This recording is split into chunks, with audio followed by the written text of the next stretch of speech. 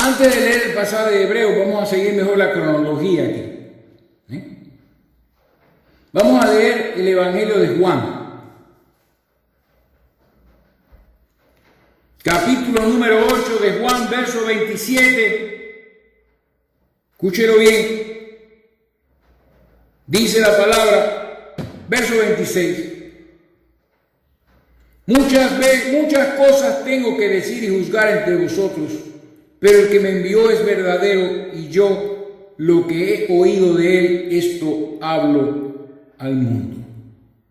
Pero no entendieron que les hablaba del Padre. ¿Ven? Y seguimos con esto. No entendieron. Insistencia en estos evangelios. Seguimos en Juan capítulo 10, verso 6. Y entonces dice la palabra, se lo leo. Esta alegoría, en el griego también se traduce proverbio. Esta alegoría les dijo Jesús, pero ellos no entendieron qué era lo que él les decía. Y él estaba hablando de la parábola del redil, otra parábola. ¿Se dan cuenta, hermano? Lea el capítulo 10, verso 1 al verso 5, y usted se dará cuenta que él está hablando de una parábola. Al igual que las parábolas que acabamos de enseñar, que estamos terminando ya por enseñar, que ya las terminamos todas. Que son alegorías, son proverbios, parábolas. Entonces, cuando él terminó de hablar el versículo 1 al versículo 5, el verso 6 dice, esta alegoría le dijo Jesús, pero ellos no entendieron qué era lo que les decía, lo cual él se dio cuenta y entonces comenzó en el verso 7 a explicarles. Y cuando él les explicó y terminó la explicación, en el verso 19 dice, volvió a haber disensión entre los judíos por estas palabras, y muchos de ellos decían, demonio tiene, está fuera de sí, o está loco. ¿Por qué le oís? Y otros decían, estas palabras no son de endemoniado. ¿Puede acaso el demonio abrir los ojos a los ciegos? Bueno, el asunto es que nadie entendía lo que él estaba diciendo. Capítulo 12, verso 16. En ese caso eran todos los que le oían, pero incluyendo los apóstoles. Todos, nadie no entendía. Capítulo 12 de Juan, verso 16. Dice la palabra, cuando Jesús les habló de las escrituras, ¿no? Donde el verso número 14 dice, y halló Jesús un asnillo y montó sobre él, y como está escrito, no temas, hija de Sión, he aquí tu rey viene montado sobre un pollino de asno, un animalito de carne humilde y sencillo. Aquí tu rey viene. Ese era el rey, montado en un pollino. Y cuando regrese el Apocalipsis lo describe como montando caballos de poder. ¿Qué diferencia? Pero ¿qué dice el verso 16? Estas cosas, oiga esto bien, óigalo, no las entendieron sus discípulos al principio.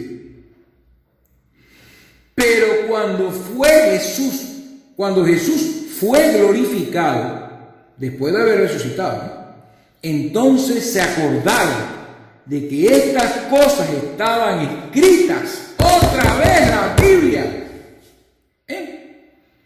De lo que están leyendo la Biblia, escuchen las enseñanzas que vienen, ustedes se van a acordar de que estas cosas que les voy a enseñar estaban escritas acerca de Satanás y acerca del reinado milenial de nuestro Señor Jesucristo, los 1000 años que Él reinará.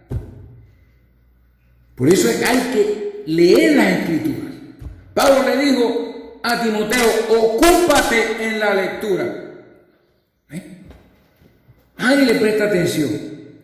Pero cuando Él fue glorificado, entonces se acordaron de que estas cosas estaban escritas acerca de él y de que se las habían hecho.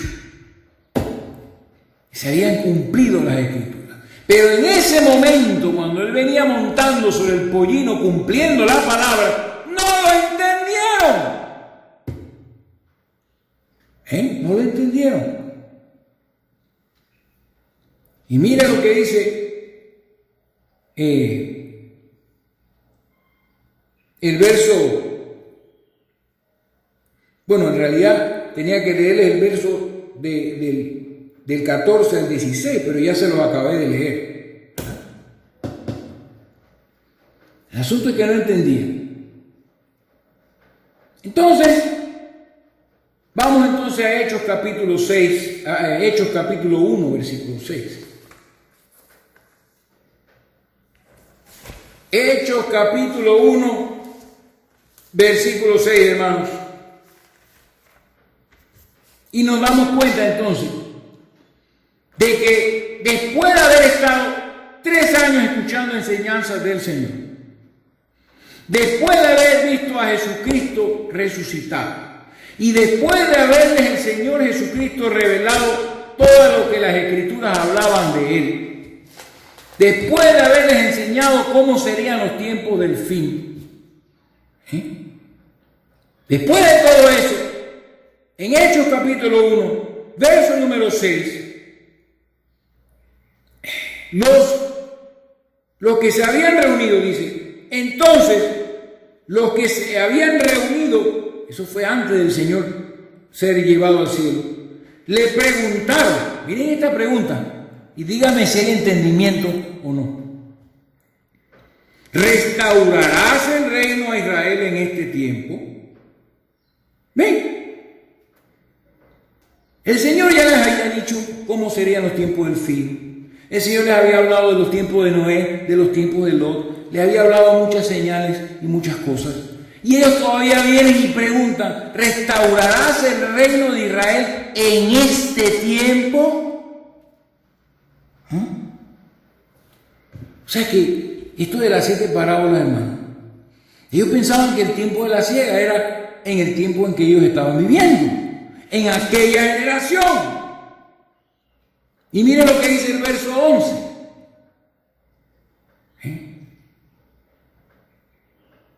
Los cuales también les dijeron, varones galileos,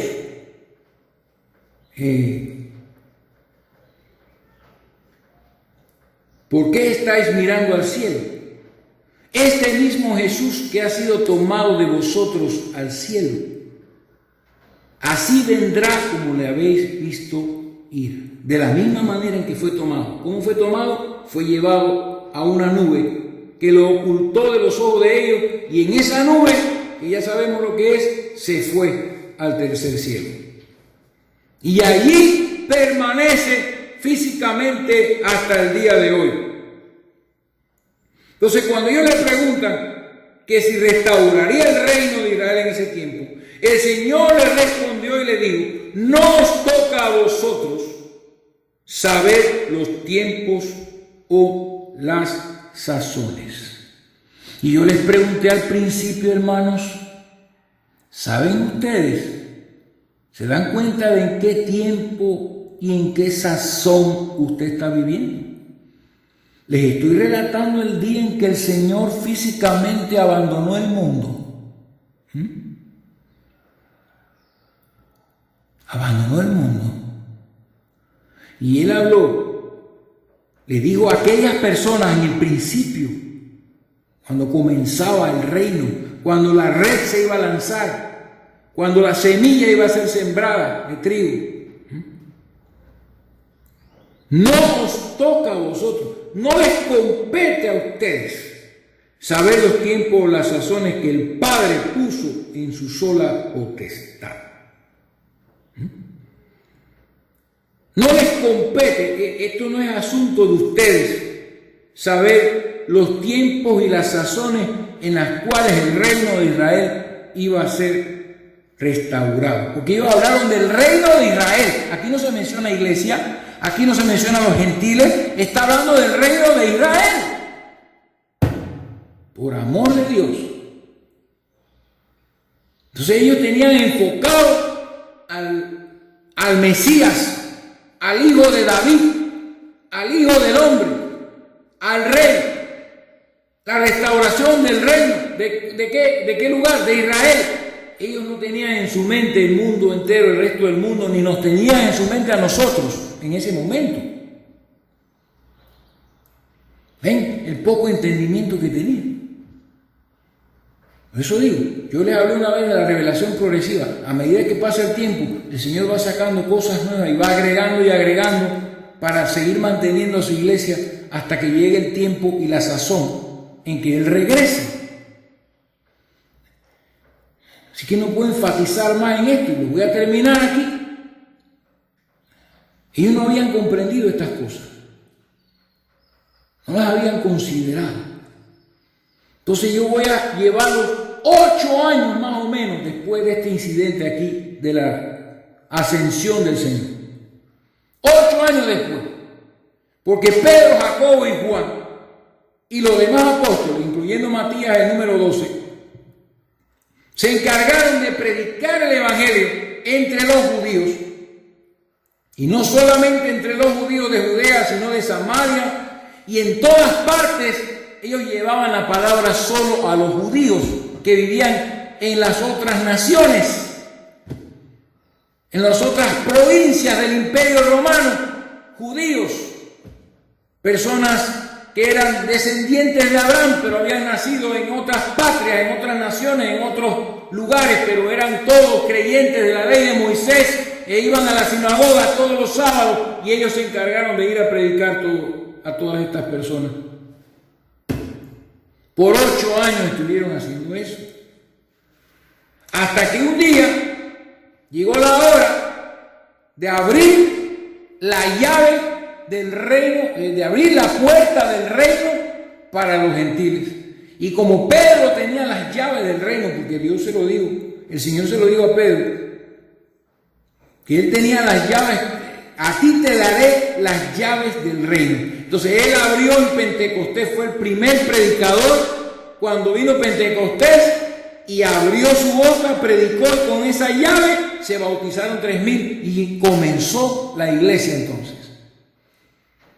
Entonces la puerta de los gentiles tenía que ser abierta algún día. La puerta de los incircuncisos, de los que no eran simiente de Abraham según la carne. Y esta puerta se abrió en la casa de un hombre llamado Cornelio.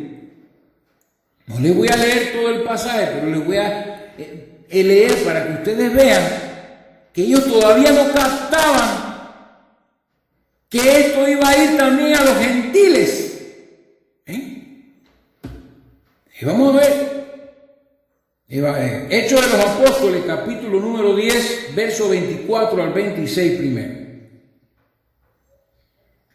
Dice así: al otro día entraron en Cesarea, y Cornelio los estaba esperando, habiendo convocado a sus parientes y amigos más íntimos. Cuando Pedro entró, mire la actitud de Cornelio, él era un pagano. Salió Cornelio a recibirle y postrándose a sus pies adoró. Él pensaba que Pedro era alguna clase de ser angelical, divino, porque un ángel le había anunciado: ve y busca a un hombre que se llama Simón, por sobrenombre Pedro, y mándalo a buscar, que él te dirá algunas cosas. Y la actitud de Pedro, que es la actitud que debe tener todo hombre de Dios. Mas Pedro le levantó diciendo: levántate, pues yo mismo también soy hombre. La costumbre pagana de adorar a los hombres. Pensó que era algún rango divino de ser un ser de alguna parte del cielo. Pero Pedro le dijo: levántate, yo también soy hombre. No estemos postrándonos, ni adorando a los hombres, ni sirviendo a los hombres, ni poniendo a los hombres primero que a Dios. Entonces comenzó Pedro a predicar. Y mientras predicaba, leemos el verso 44 al 47.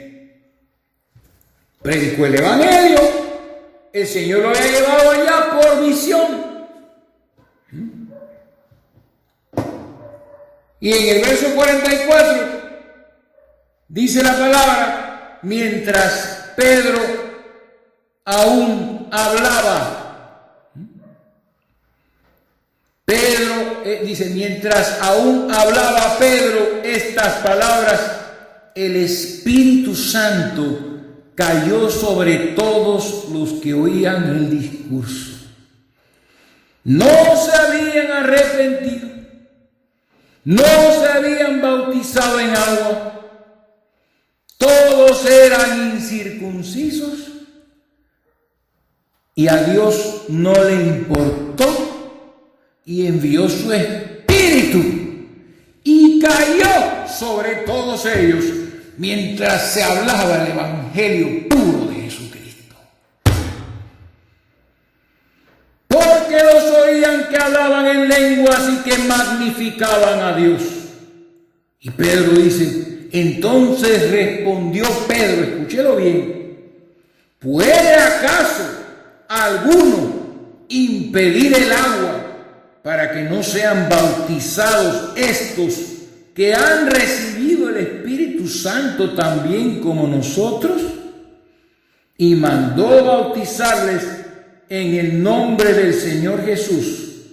Entonces le rogaron que se quedase por algunos días. Más adelante, óigalo bien, y oyeron los apóstoles y los hermanos que estaban en Judea, que también los gentiles habían recibido la palabra de Dios. Y cuando Pedro subió a Jerusalén, discutían con él los que eran de la circuncisión, diciendo, ¿por qué has entrado en casa de hombres incircuncisos y has comido con ellos? ¿Se dan cuenta? ¿Qué tú haces metido con esos incircuncisos? Es una abominación que un judío se mezcle con esta gente. ¿Ven? 8 años después todavía no entendían. No entendían las cosas que estaban escondidas acerca de la iglesia. Y el Señor Jesucristo en las 7 parábolas habló de la iglesia, en la parábola de la perla preciosa, de gran precio. Por eso les estoy diciendo, ¿hasta qué punto entendían ellos lo que se les estaba diciendo? Entonces, Pedro les dijo en el verso 17 del mismo capítulo 11, si Dios pues les concedió también el mismo don que a nosotros, que hemos creído en el Señor Jesucristo, ¿quién era yo que pudiese estorbar a Dios? Eso es un hombre de Dios. Si Dios quiere escoger un remanente, ¿quién soy yo para estorbar lo que Dios está haciendo y hacer entonces lo que yo quiero? Si Dios escogió llenar de su espíritu, hacer morada en estos incircuncisos, aún antes de bautizarse, ¿quién soy yo para estorbar a Dios? Entonces finalmente en el verso 18, entonces oídas estas cosas, callaron y glorificaron a Dios diciendo, de manera que también a los gentiles ha dado Dios arrepentimiento para vida. ¡Oh! ¿Qué? Estaban sorprendidos. ¿Se dan cuenta? ¿Habéis entendido estas cosas? Les preguntó Jesús a sus discípulos. Dios santo. Entonces, por eso tenemos los evangelios. Porque los años siguieron pasando y el Señor no regresaba. Ellos esperaban la restauración de todas las cosas en su tiempo. Ellos estaban viviendo como si el Señor fuese a venir en aquel entonces.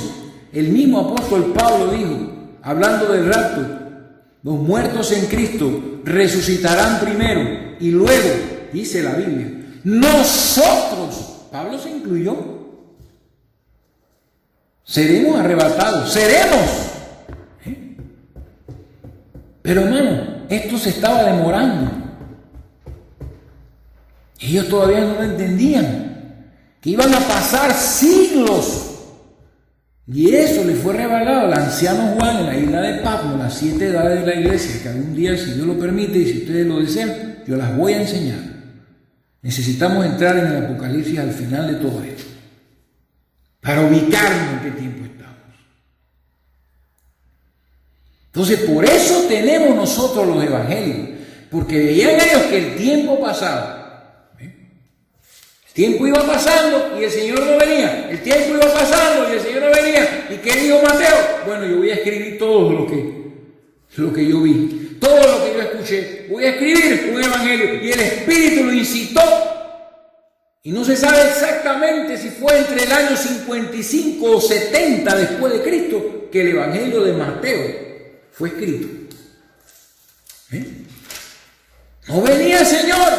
La maldad aumentaba. La apostasía aparecía, todo se estaba perdiendo, habían perdido el primer amor muchos. Miren la iglesia de Corinto cómo estaba, llena de divisiones. El tiempo seguía y el Señor no venía. Entonces ellos dijeron, tenemos que escribir esto para las generaciones venideras. El Espíritu los incitó para que escribieran los evangelios y el evangelio de Marcos también. Escrito entre el año 50 y 55 antes de Cristo, no se puede saber con exactitud. Después aparece el apóstol Pablo, enviado por Dios con la poderosa revelación de las Escrituras en su profundidad, tanto así que era difícil para el apóstol Pedro entender las cosas que Pablo explicaba. Porque Pedro se había criado yendo a la sinagoga, pero pescando en el mar, mientras que Pablo se crió toda su vida con las Escrituras a los pies del más honorable de todos los maestros de entre los fariseos, Gamaliel. Irreprensible ese hombre. Dios lo llenó de las Escrituras, porque le tenía preparado un montón de misterios que revelarle y era menester que fuera entendido, o sea, mejor dicho, que fuera estudiado, pues, y estuviera 100% familiarizado con la ley y los profetas para que fuera entonces vindicado todo lo que iba a recibir por revelación. Creo que me están entendiendo. ¿Sí? Entonces vemos el Evangelio según San Lucas. El Evangelio según San Lucas. Le voy a dar la fecha aproximada para que usted vea que esto no se escribió después que el Señor se fue. El Evangelio según San Lucas, posiblemente escrito entre el año 70 y 80 después de Cristo. Mucho tiempo después. Y ahí tuvo que ver Pablo, porque era Lucas compañero de Pablo y era el médico amado. Y el Evangelio según Jesús se lo mostró a Pablo, fue lo que Lucas escribió para nosotros los gentiles, a quienes Pablo había enviado, a quienes Pablo había sido enviado para entregarnos la fe de Jesucristo. Y Lucas lo puso todo en orden cronológico, en un orden específico. Y ya hemos hablado de ese tema. Pero los evangelios comenzaron a escribirse mucho tiempo después y en un momento dado al apóstol Pablo le fue revelado: mira, vas a morir, vas a ser sacrificado, te van a matar. Así que en un momento dado el apóstol Pablo: ya yo he peleado la buena batalla, he acabado mi carrera, he guardado la fe. Y ahora me está preparada una corona de gloria. Ya él estaba diciendo, creo que en Filipenses, se le reveló que iba a tener que morir, cuando era un hombre que vivía diciendo: gemimos deseando ser sobrevestidos y no hallados desnudos. Pero Pablo fue desnudado de su cuerpo y murió. Y nos entregó estos tesoros a nosotros que estamos ahora disfrutando, que fueron escondidos por siglos por hombres perversos. Hoy los tenemos en nuestra mano para darle continuidad a lo que desapareció después de la muerte de la generación aquella en que ellos esperaban al Señor. Para que ese mismo espíritu retornara en el tiempo de la siega, en el tiempo de la cosecha, en el tiempo de la siega, en el tiempo del fin que dijo el Señor, a terminar de cumplir lo que hace falta y a traernos cosas nuevas plasmadas en su escritura, para nosotros que vivimos en los tiempos más modernos de la historia, y colocar sus escrituras una vez más por encima de toda ciencia que se enseña y conocimiento que se conoce. Por eso entonces ellos escribieron los evangelios, se escribieron todas esas cosas y fueron preservadas por Dios para que usted y yo las tengamos frente a nosotros. ¿Cómo es posible que haya tanta gente despreciando todo esto? Las horas, los sufrimientos, los trabajos, los azotes y la sangre que todos estos hombres derramaron para que las tengamos en nuestras manos y las echemos a un lado. Pero hay algunos de ustedes que no son así y las tienen y las aman y las buscan. Y es lo que el Espíritu está haciendo ahora. Por eso le hice las preguntas al principio.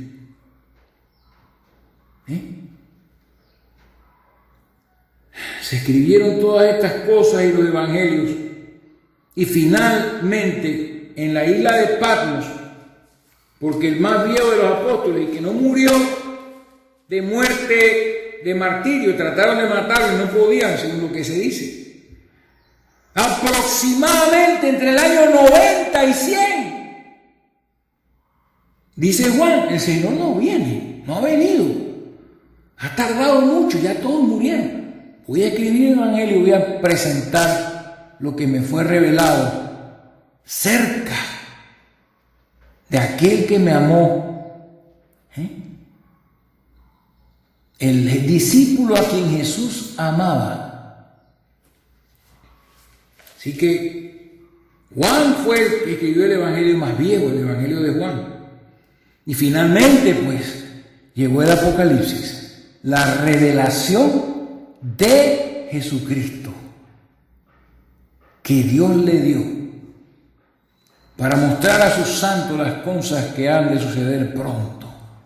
Y ahí vino la revelación de las 7 edades de la iglesia, que está ampliamente demostrada en el Antiguo Testamento, que iban a pasar muchos siglos, iban a pasar muchas cosas horrendas en medio de la iglesia y en medio del reino que hemos estado predicando en estas 7 parábolas, hasta su regreso, hasta el arrebatamiento. ¿Ven? Así que empezaron a escribir para proveernos a nosotros lo que ahora tenemos, porque no fue en aquel tiempo que el Señor volvió, que el Señor volvería, pero ahora es como si estuviéramos a la inversa.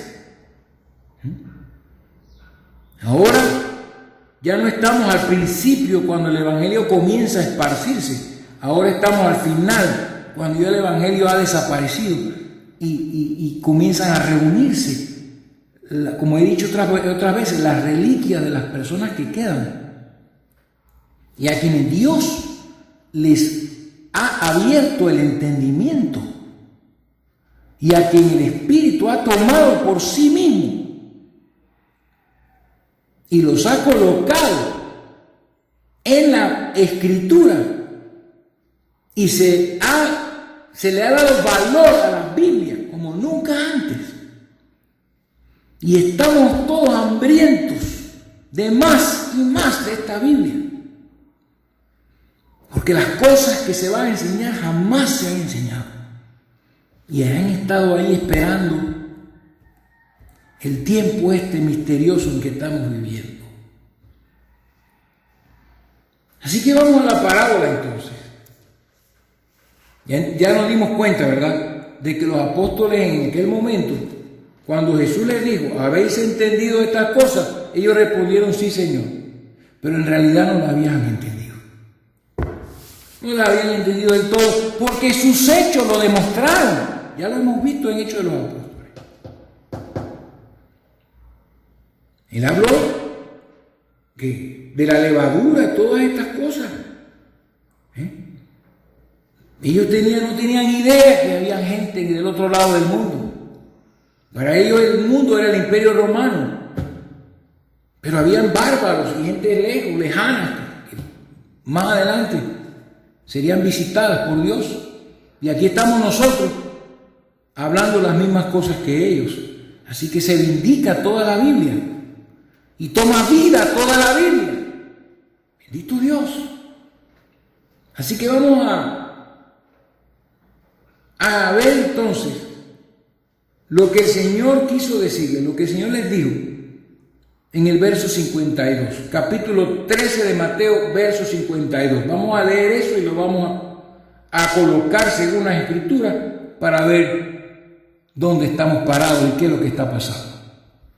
Así que vamos a interpretar, como les dije la parábola, ya tengo unas escrituras aquí para irla interpretando conforme a la Escritura y no conforme a mi imaginación.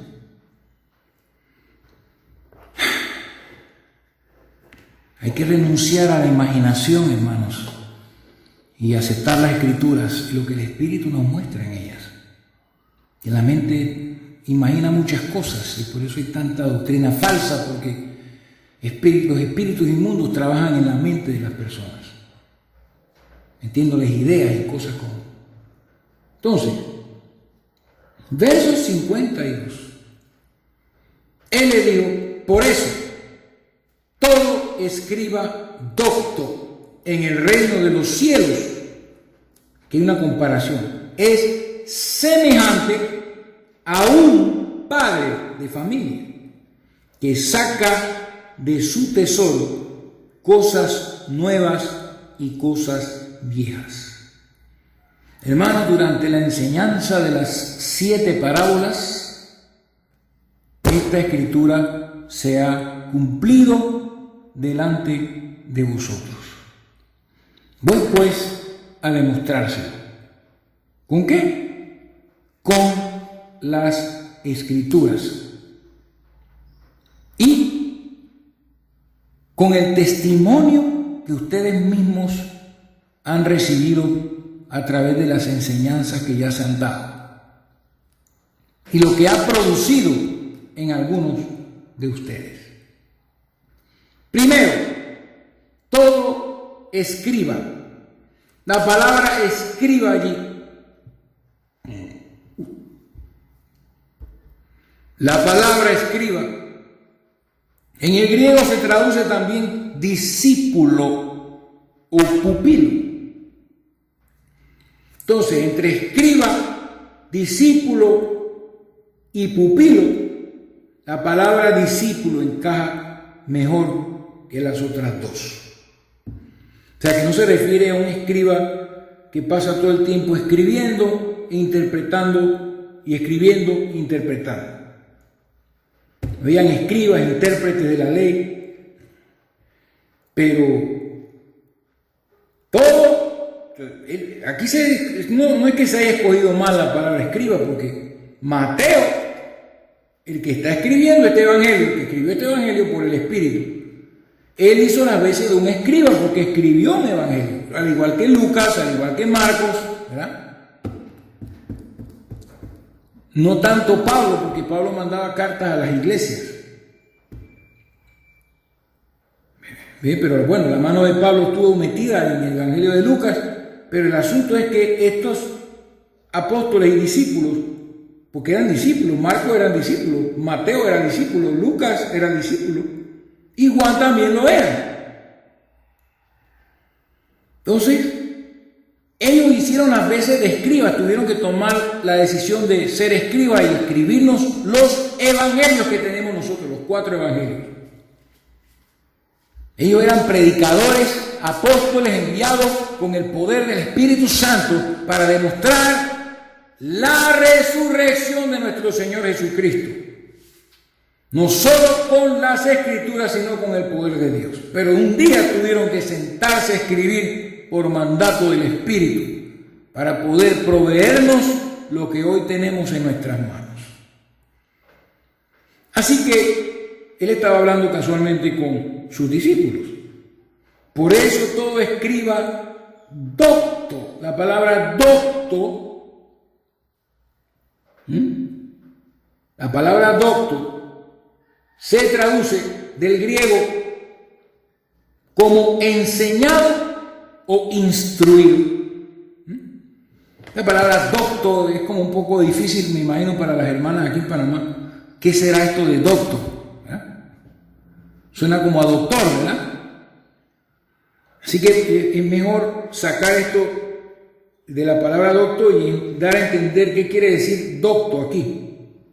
Todo escriba enseñado o instruido, y esto no lo estoy tratando de manipular, porque la versión antigua del Rey Jaime en inglés traduce instruido.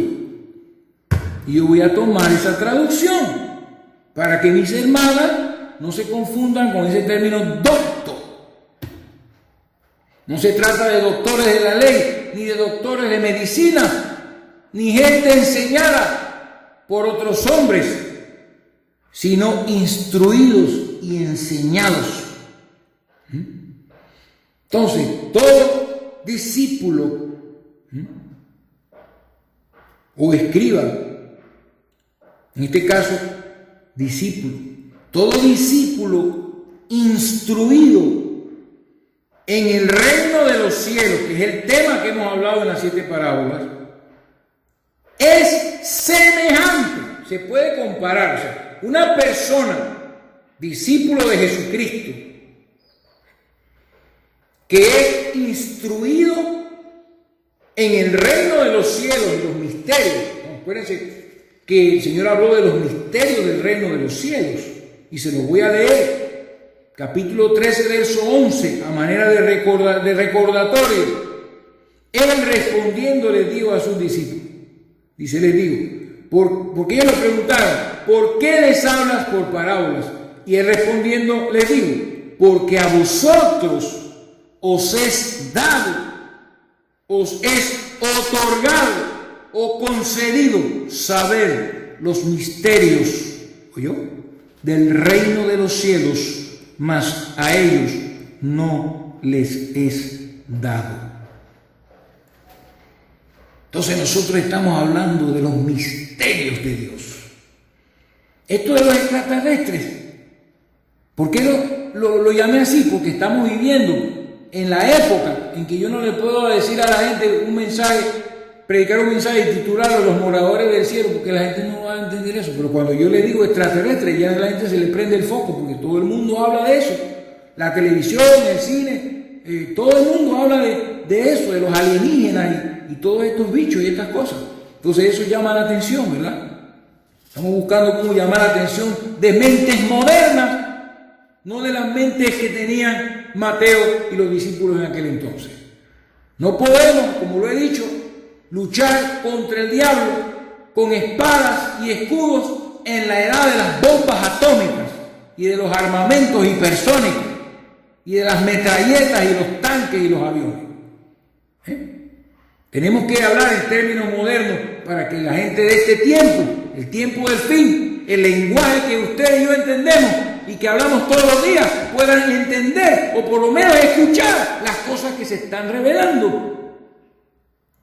Los misterios del reino de los cielos. Entonces Dios nos está dando la provisión que a usted y a mí nos toca en este tiempo. Y ahora sabemos cómo será el rapto. Y ahora sabemos el misterio de Dios. Y ahora sabemos el pecado original. ¿Qué le parece? Ahora sabemos por fin la respuesta de por qué el mundo está como está. Que una papaya o un guineo no puede producir tanta maldad y tanta corrupción y tanto rechazo a Dios. No. ¿Se dan cuenta? Dios nos ha dado provisión. A donde estuviera el cuerpo muerto, allí se juntarán las águilas. Ya me tocará hablar de esos temas después. Recuerden que las águilas no son carroñeras. Y hay unas Biblias por ahí, Biblias del diablo, que traducen buitres, porque no entienden lo que está encerrado en ese verso. No lo pueden entender. Entonces dice, bueno, los que se reúnen al lado de la carroña son los buitres, pero las águilas no son carroñeros. No son animales carroñeros, hermano. Ellos no comen cosas podridas. Ellos comen carne fresca. Hablaremos después de eso. Pero sí, así mismo en este tiempo habrían personas a quien Dios les concedería saber los misterios del reino de los cielos. Por eso está pasando lo que está pasando. Entonces, todo escriba, todo discípulo entendido, instruido, vamos a usar la palabra instruido de la Biblia de inglés, todo discípulo instruido en el reino de los cielos tiene una semejanza, pero vamos a parar allí y vamos a sustentar de dónde viene la instrucción. Porque, hermanos, les doy testimonio y mi espíritu no me permite mentir, que quien les habla no ha tenido jamás un maestro humano. Ciertamente he escuchado enseñanzas de muchos cuando estuve en las denominaciones, algunas de las cuales acepté sin poder entender. Pero no ha habido nadie que me haya enseñado nada que sea de carne y hueso. Todo lo que sé lo he aprendido en la Escritura y escudriñando el cumplimiento de las mismas por todas partes. Y aprendiendo de la naturaleza y de las cosas creadas. Y aprendiendo de todo lo que Dios nos ha dado para poder conocerlo aparte de las Escrituras. La misma naturaleza que Él creó, que habla de las cosas invisibles, de su divino poder y deidad, de su poder, de su deidad, de todo lo que es invisible, se puede entender por medio de lo invisible. Entonces eso no es otra cosa que el cumplimiento de las Escrituras, porque tampoco soy yo quien les estoy enseñando a ustedes, porque si fuese así, no necesitaría esta Biblia y todas estas pruebas y vindicaciones. Pero veamos quién es el que enseña a los instruidos. ¿Quién es el que los instruye? Juan capítulo 14, verso 26. Mas el Consolador o ayudador, del griego parácletos, el ayudador o el consolador, el Espíritu Santo, a quien el Padre enviará en mi nombre, Él os enseñará todas las cosas y os recordará todo lo que yo os he dicho. Pues a Dios le plació en su gracia permitirme leer la Biblia muchas veces. Él lo quiso así. Eso no me hace más que nadie. Pero eso no es otra cosa que el Espíritu Santo que el Padre enviado. Entonces en este tiempo Él nos va a enseñar muchas cosas por medio de las Escrituras. Yo soy solo una voz, ni siquiera una persona ya. Soy solo una voz que saca de este tesoro todas estas cosas. Pero el instruido, el discípulo instruido, es instruido por el Espíritu Santo. Sea por medio de un hombre con el Espíritu, como lo era Pablo, o sea por medio del Espíritu por sí solo. Yo conozco una de nuestras hermanas que jamás le prediqué arrepentimiento y se bautizó en el nombre del Señor Jesucristo. ¿Quién le dijo a ella que tenía que hacer eso? No sé, ella tomó una decisión y eso no viene del corazón del hombre. El hombre no desea arrepentirse ni entregarse a Dios. Pero cuando eso fluye del corazón de una persona es porque el Espíritu ha venido a dar esa convicción y ese deseo en la persona. O sea que el Espíritu está de vuelta manejando a través de una teocracia las cosas que se están haciendo con estas enseñanzas y entre nosotros. Ese Espíritu, el Espíritu de Cristo, el Espíritu Santo, nos enseñaría todas las cosas. ¿Y qué más dice la Escritura en Primera de Corintios? Capítulo 2, versículo 12. Dice, y nosotros, hablando el apóstol Pablo, no hemos recibido el espíritu del mundo. Bien, el espíritu del mundo, hay un espíritu en el mundo. Sino el espíritu en mayúscula que proviene de Dios. ¿Para qué? Para que sepamos, versión antigua de Reina Valera, voy a utilizar ese término, para que conozcamos lo que Dios nos ha concedido. Versión antigua dice, lo que Dios nos ha dado. Y yo lo voy a traducir conforme a la versión antigua. Nosotros no hemos recibido el espíritu del mundo, sino el espíritu que proviene de Dios, para que conozcamos lo que Dios nos ha dado. Hermano, ¿cómo es posible que estemos tan lejos de la venida del Señor cuando vino la primera vez? Y hayan pasado tantos siglos y nadie sepa lo que Dios nos ha concedido, nos ha dado. Y nadie sepa nada del milenio. Y nadie sepa esas promesas. Y si nadie las sabe, pues nadie las desea. Y veo las masas y multitudes de gente llamándose cristianos en todas las denominaciones que se llaman iglesias, orando a Dios por un trabajo, por un carro, por una mujer, por una casa, por un hijo y qué sé yo, qué otra cosa. Y me duele decirlo, nadie sabe lo que Dios nos ha dado. La gente se queda con la cruz, con el derramamiento de la sangre del Cordero. Y nadie sabe las cosas que nos esperan, las glorias venideras, las maravillas que Dios nos ha concedido al habernos arrepentido.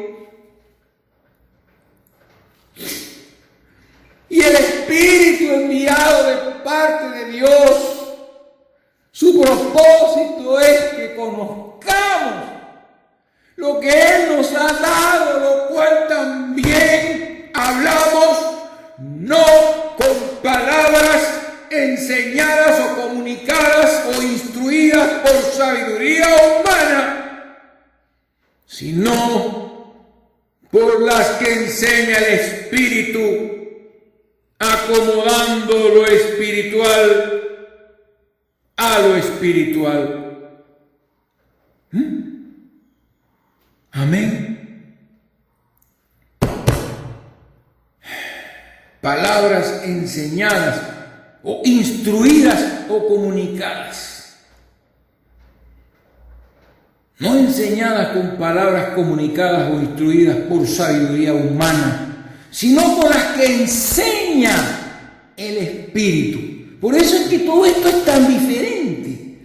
Y a la gente le cuesta pensar, entender estas cosas. La gente prefiere que yo les diga, hermano, hermana, póngase una falda más larga. Hermana, congréguese todos los domingos.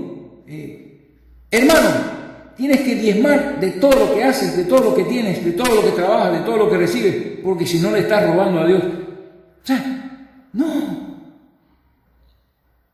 Esto que estamos recibiendo es tan diferente que parece a los ojos de cualquier religioso una doctrina de error, honestamente. Y esto haría tropezar a mucha gente y decir que esto es del demonio y del diablo y estas cosas. ¿Por qué? Porque no han sido instruidos por el Espíritu. ¿Y cuál es la manera en que el Espíritu instruye a una persona? No es otra manera que llevando a la persona al producto de la inspiración del Espíritu Santo. La Biblia. Muchos dicen que fue escrita por hombres. Ciertamente hubieron manos humanas, pero inspirados por el Espíritu Santo. Él es el que enseña. Primera de Juan, capítulo 2, versículo 7. Dice la palabra de Dios.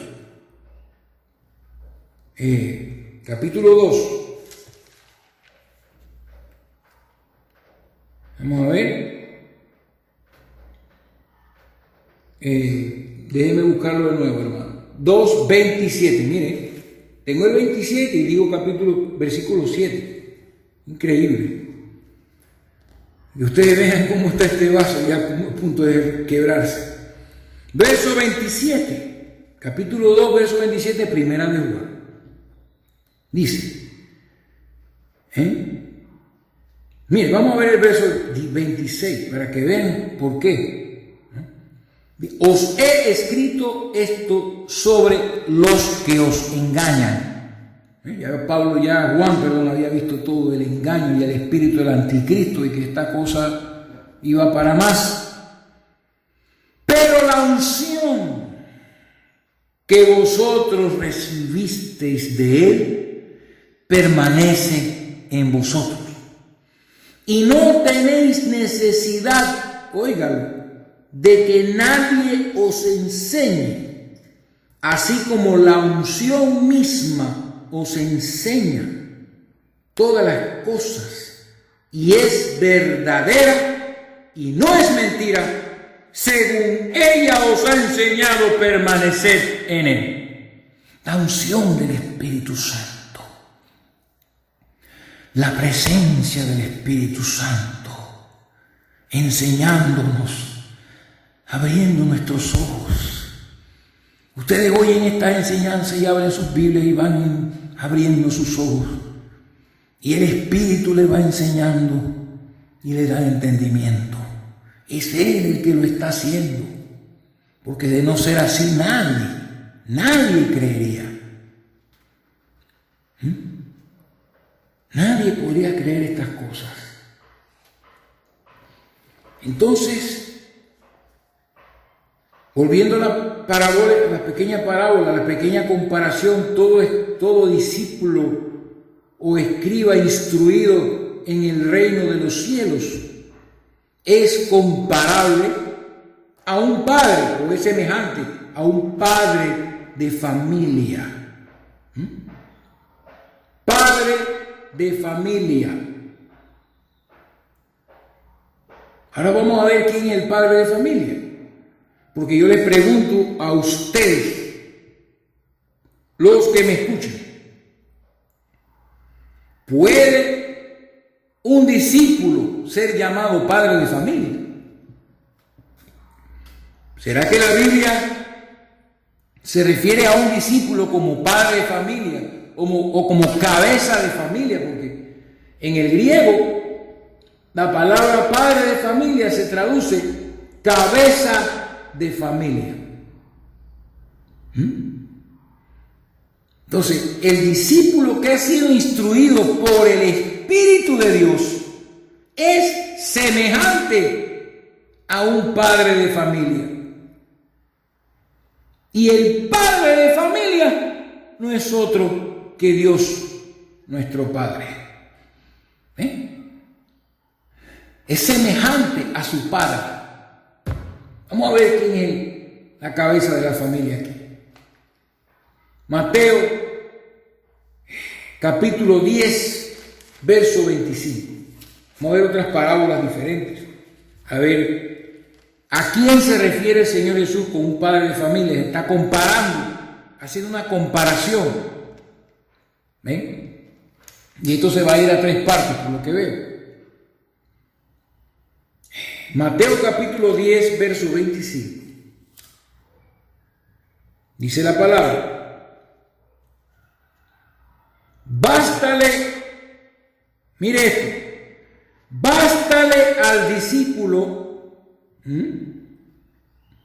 ser como su maestro, o sea, semejante a su maestro, ¿verdad?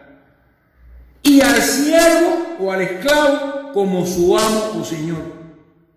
El discípulo tiene que ser como su maestro, el esclavo o el siervo como su amo o su señor. Y dice: si al padre de familia llamaron Beelzebú, ¿cuánto más a los de su casa? Cabeza de familia, cabeza de un hogar, padre de una familia. Y al padre de familia llamaron Beelzebú. ¿Y quién era el padre de familia? Bueno, vamos a ver el padre de familia en ese mismo capítulo 10, cuando Jesús, no fue aquí, fue más adelante, en otra parte de la Escritura, cuando el Señor Jesucristo estaba echando fuera demonios. Y lo vamos a leer en capítulo, ahí mismo, en Mateo capítulo 12. ¿Ven? Donde dice la Escritura, después que el Señor estaba echando demonios, dijeron que Él echaba demonios por Beelzebú, príncipe de los demonios. Verso 24, capítulo 12, verso 24. Mas los fariseos al oírlo decían: este no echa fuera a los demonios, sino por Beelzebú, príncipe de los demonios. Entonces, dice el Señor, le responde en el verso 28: pero si yo por el Espíritu de Dios, que fue el que engendró a Jesús en María, o sea, el Padre, si yo por el Espíritu de Dios echo fuera a los demonios, ciertamente ha llegado a vosotros el reino de Dios. Entonces, ¿por quién echaba el Espíritu? ¿Por quién echaba Jesucristo a los demonios? Por el Espíritu de Dios. Entonces, ¿quién es el padre de familia? Si al padre de familia llamaron Beelzebú, o sea que por Beelzebú echaban fuera a los demonios, ¿cuánto más a los de su casa? Entonces, él está identificando que el padre de familia no es otro que su propio padre, que Dios, el Espíritu. Dios es Espíritu, dice la Escritura, y a todo eso lo hemos enseñado. Él es el que engendró a Jesús en el vientre de María, el Espíritu Santo. Así que en la parábola dice que es semejante a un padre de familia. En el griego habla de cabeza de familia, padre de familia. Entonces, Mateo capítulo 20, versículo 1. Rapidito aquí, para mostrarles esto del padre de familia. Porque el reino de los cielos es semejante a un hombre, padre de familia, que salió por la mañana a contratar obreros para su viña. Y habiendo convenido con los obreros en un denario al día, los envió a su viña. El padre de familia. Aquí no está hablando de un discípulo. Los obreros son los discípulos, hermanos. Entonces, ¿qué tal si vemos otro pedacito más de la Biblia? Mateo 21, 33. 21, 33. Dice la Biblia: oíd otra parábola. Es que cuando usted ve en una parábola que se habla de un padre de familia, ese no es otro que Dios, no un discípulo. Oído otra parábola. Hubo un hombre padre de familia, el cual plantó una viña, la cercó de vallado, cavó en ella un lagar, edificó una torre, lo arrendó a unos labradores y se fue lejos. Y cuando se acercó, eso fue cuando Dios estableció a Israel, allá en el monte Horeb, con la ley de Moisés, y comenzó la nación de Israel. Y cuando se acercó el tiempo de los frutos, envió a sus siervos, a los labradores, que no eran otros que los profetas, para que recibiesen sus frutos. Mas los labradores, tomando los siervos, los labradores eran los que gobernaban Israel, ¿verdad? Entonces ahí me disculpan, los reyes y sacerdotes de Israel eran los labradores, pero él envió a sus siervos, estos son los profetas, perdónenme. Y cuando se acercó el tiempo de los frutos, envió sus siervos, los profetas, que venían con el Espíritu de Cristo, a los labradores o a los líderes, reyes, sacerdotes, para que recibiesen sus frutos. Mas los labradores, tomando a los siervos, a uno golpearon, a otro mataron y a otro apedrearon. Y le siguió mandando siervos y profetas, y a todos los rechazaron. ¿Quién es ese padre de familia? Y mira lo que dice entonces. Verso 37. Finalmente les envió a su hijo. ¿Quién es ese hijo? Nuestro Señor Jesús. Diciendo: tendrán respeto a mi hijo. Entonces, no sigamos porque vamos a extender las cosas. ¿Quién es este padre de familia? Dios. Bendito sea el Señor. Es Dios la cabeza de la familia, y es Jesucristo, ¿no? La cabeza de la iglesia. Pero la familia está compuesta por Israel y por la iglesia, no solo por la iglesia. Entonces, Primera de Corintios, capítulo 11, versículo 13, terminamos de ver esto, de quién es el padre de familia que se está hablando aquí, porque no se puede comparar a un discípulo con un padre de familia, estaremos errando en las escrituras. Primera de Corintios, capítulo 11. Y se lo voy a leer, hermanos, y se nos está acabando el tiempo, así que vamos a suspender aquí para comenzar la tercera y última parte de este bloque.